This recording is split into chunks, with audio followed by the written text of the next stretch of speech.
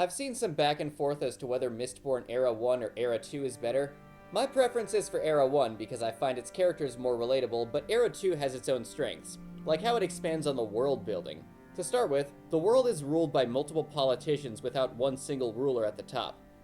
An industrial revolution has happened, so guns and cars exist, and there are no more full Mistborn. Misting and Feruchemists still exist, but there's also Twinborn, people who have one elementic and one feruchemical ability. Sometimes those abilities complement each other. But since they have far fewer abilities than full Mistborn, they need to do a lot more creative thinking. In all of this, we have Waxilium Ladrian, or Wax, and his partner, Wayne, two Twinborn and former law enforcement officers. Wax has standard steel push powers, but he also has iron feruchemical abilities, i.e. manipulating his weight. He fights fiercely just with his coin shot powers, but his weight manipulation can make him a stronger anchor whenever he pushes against the metal around him.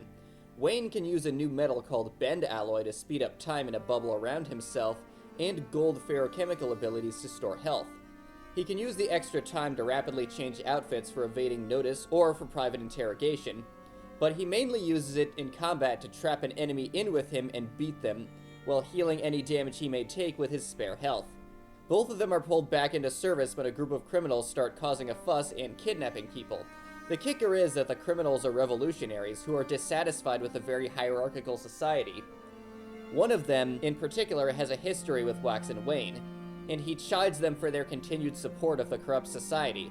Because despite the improvements made since the events of the Hero of Ages, society is still run by power-hungry people who don't care about the general populace, which of course leads to crime by desperate people just trying to survive. It presents a more complex and morally gray conflict for the heroes, and it's a problem that is going to take multiple books to solve. It may not be as intimate or mythic as Era 1, but it has its own appeal.